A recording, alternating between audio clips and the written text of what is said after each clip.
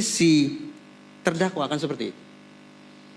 Baik, terima kasih. Kemudian yang terakhir, pertanyaan saya untuk ahli, melihat kondisi mungkin di Indonesia atau di luar negeri, Indonesia khususnya saat ini, menurut ahli, apakah dalam psikologi forensik pembuktian yang kita pakai ini adalah pembuktian sosial atau pembuktian eksak atau pembuktian yang seperti apa?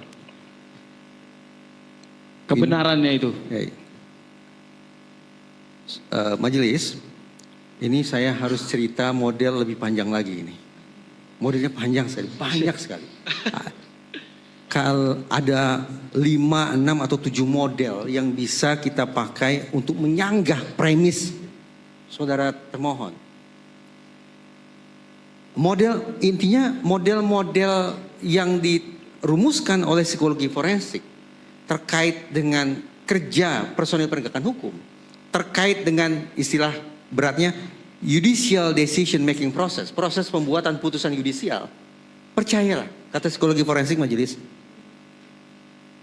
tidak seindah, tidak seideal, tidak senormatif yang diklaim oleh sistem peradilan pidana. Tidak selegal model itu loh Bapak Ibu. Psikologi forensik, saya majelis tidak bicara dalam konteks personil penegakan hukum yang korup. Tidak, ini tidak ada urusannya dengan masalah korup. Tidak ada masalahnya dengan masalah penyimpangan, tidak ada. Ini mengacu pada fakta di persidangan, mengacu pada peraturan perundang-undangan, mengacu pada nilai-nilai kehidupan yang hidup di tengah masyarakat, nilai-nilai keadilan yang hidup di tengah masyarakat. Tidak. Psikologi forensik tidak teryakinkan sepenuhnya oleh klaim legal model itu. Tidak sepenuhnya teryakinkan. Makanya sekian banyak model. Nah, izin majelis, kalau materi ini saya sampaikan di sekolah kedinasan, tempo-tempo peserta diklat itu ada yang marah. Ya, karena dianggap psikologi forensik ini jadi seolah-olah merendahkan proses berpikirnya personil penegakan hukum. Saya katakan tidak demikian maksudnya. Psikologi forensik itu hadir untuk mengecek psikologinya Bapak Ibu yang saya hormati ini. Psikologinya. Dan psikologinya sekali lagi, toga dilepas, palu disimpan, name tag disimpan, Bapak Ibu ini sama dengan saya. Demikian. Mudah-mudahan bisa ditangkap. Terima kasih ya. Berarti tadi modelnya yang public opinion, strategic model, dan yang tiganya belum dijelaskan ini ya Pak. Panjang sekali. Panjang sekali. Saya sebut saja mungkin ya. Ya, sebut saja boleh, biar kita cari di Google. Secara garis besarnya aja Pak. Secara Siap. garis besarnya aja mungkin. Ya. Ada attitudinal model sikap. Perlu diperagakan tidak? Attitude. Saya bisa peragakan dalam waktu 1 menit majelis. Bahwa Bapak Ibu jaksa berpikir dengan attitudinal model. Kalau dibolehkan oleh majelis saya peragakan. Gimana Pak? Coba Bapak Ibu jawab secepat mungkin ya.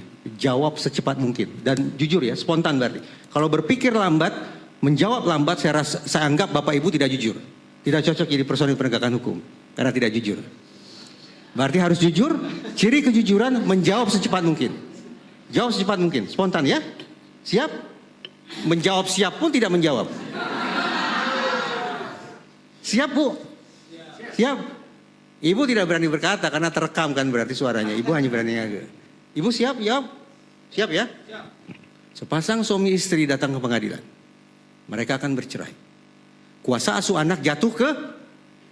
Lihat, ini contoh attitudinal model majelis. Betapa mereka tidak ngecek berkas. Mereka tidak menanyai para pihak. Mereka tidak buka peraturan perundang-undangan. By default, cara berpikir mereka adalah mengadopsi nilai keyakinan gagasan yang sudah terwariskan dari tempo dulu. Bahwa seolah bicara kuasa asuh yang paling mampu adalah ibu.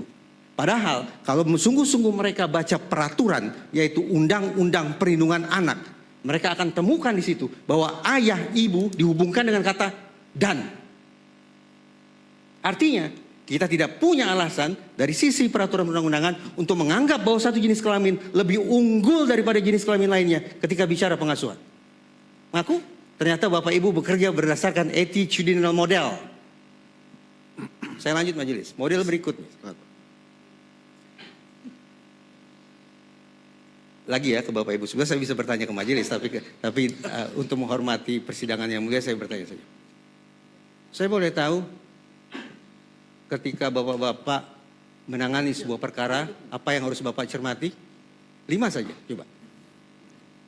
Pakai mikrofonnya, Pak. Pakai mikrofonnya, Pak. Supaya saya dengar. Syarat formil, material, kemudian material. locus tempus. Oke? Locus tempus habis itu Sudah? Sudah ya? Sudah lah, Oke, ya, 4 coba, lah. Coba. Saya boleh tahu, kalau di tingkat PN, maksimal berapa waktu yang Bapak punya untuk menyelesaikan satu perkara? Maksimal. Deadline. Apa? 3 bulan, 2 bulan adalah cara berpikir ala manajer. Jadi mereka kesampingkan aspek substansi hingga pada titik tertentu mereka harus sisir, mereka harus kikis kemungkinan mereka berkonsentrasi pada aspek substansi karena mereka dikejar oleh waktu. Ini disilakan sebagai case manager model. Jadi siapa bilang personil penegakan hukum semata-mata berfokus pada substansi? Kalau kita mau konsekuen bicara bagaimana merealisasikan keadilan para pihak, ya baca substansi, fokus pada substansi, betul tidak? Saya yakin betul.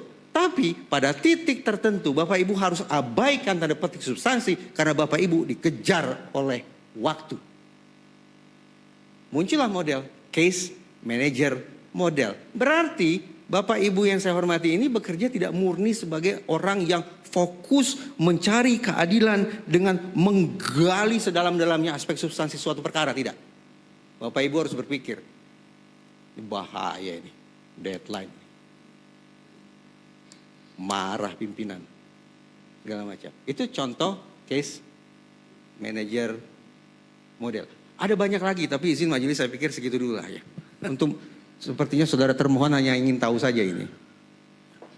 Paling tidak sudah ada beberapa model yang coba Masih ada saya pertanyaan nggak, Pak? cobakan. Terima kasih. Kalau masih ada pertanyaan, kita break sholat asar dulu. Karena kami belum sholat asar. Cukup yang mulia.